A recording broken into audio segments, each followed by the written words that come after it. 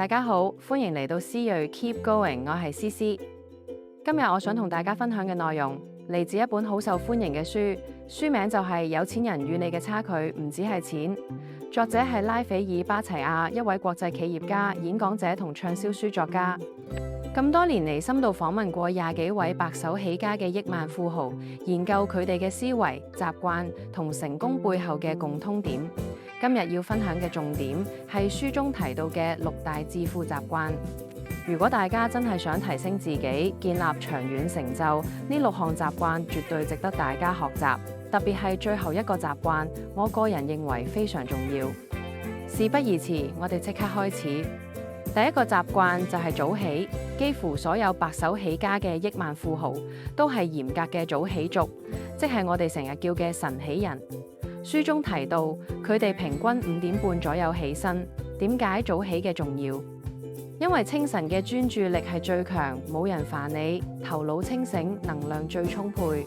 當其他人仲瞓緊，你已經開始進度，你嘅人生自然會比人快一步。值得注意嘅係，早起唔代表瞓少咗，而係調節作息。有啲富豪需要8小時睡眠，但佢哋會早睡，確保朝早仍然有精神開始新一日。要養成早起習慣，最有效嘅方法就係結合早晨運動。有富豪就分享到，佢開始每日清晨做運動後，堅持2-3星期，身體自然會喺時間到時自動醒。第二個致富習慣係保持健康。好多成功人士都講過一句話：冇咗健康，一切都係零。呢個道理聽落好簡單，但係真正做到嘅人唔多。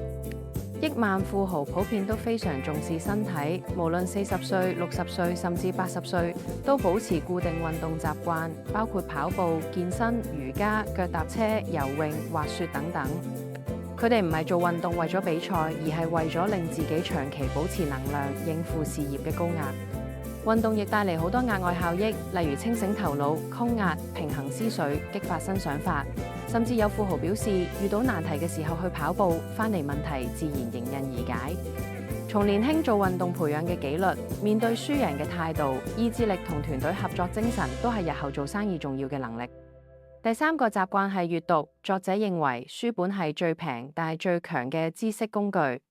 好多訪問到嘅富豪都唔係名校畢業，甚至有人童年嘅時候係唔識字，但佢哋憑住大量閱讀，建立咗自己嘅價值觀、知識庫同做事方法。佢哋每日都會抽時間讀書，有人睇早晨，有人喺瞓前，一日都唔會間斷。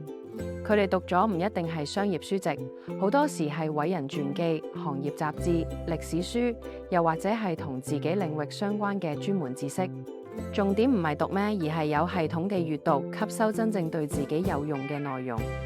作者提到，最理想嘅方式係建立一個系統性閱讀，我稱為閱讀3部曲。第一步，讀一啲可以給予你價值嘅書。第二步，要養成每日係固定時間閱讀嘅習慣。第三步，要有一套閱讀處理系統，例如作者建議做筆記、劃線、記錄想法，令閱讀變成一套真正嘅輸出學習系統。第四個致富習慣係深思熟慮。富豪同一般人最大嘅差距唔係努力，而係佢哋每日都會留白、留時間俾自己思考。有啲人用冥想，有啲人係散步，有啲係運動時思考，有啲係淋浴時整理想法。關鍵係透過靜心，令自己對事情想得更清楚，整理方向，辨識問題，構思新概念。喺資訊氾濫嘅時代，能夠靜下嚟思考係一個越嚟越罕見但極有威力嘅能力。第5個習慣係建立日常慣例同儀式感。成功唔係靠激情，而係靠重複做對嘅事情，直到自動化。好多億萬富豪嘅早晨幾乎一樣，早起、運動、閱讀、思考，形成一套固定流程。有啲人仲會加埋冥想、聽音樂、散步等等。重要嘅唔係你嘅流程有幾複雜，而係你係咪能夠長期堅持。晨間儀式尤其重要，因為清晨係你意志力最強、最能掌握自己嘅時間。除此之外，富豪喺進入辦公室之後亦有固定模式。有人先檢查最重要嘅事情，有人先視察團隊，有人先處理關鍵數據。總之，佢哋都係用制度嘅管理一日開始嘅節奏。好啦，最後一個習慣，作者話最後一個習慣就係紀律。所有億萬富豪都有一個共通點，對自己要求極高，有紀律、持續，唔偷懶。佢哋唔係天生就咁，自制力亦唔係天掉落嚟，而係靠不斷同自己嘅惰性作戰。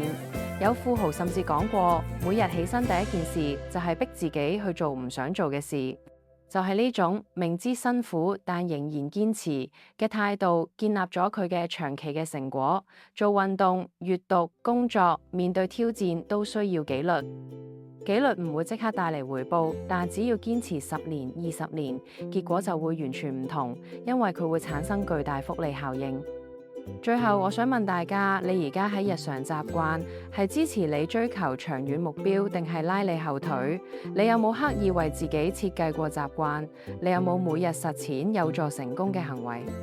致富6大習慣：早起、保持健康、閱讀、心思、建立慣例、紀律。任何人都可以開始，而最重要嘅係永遠唔會太遲。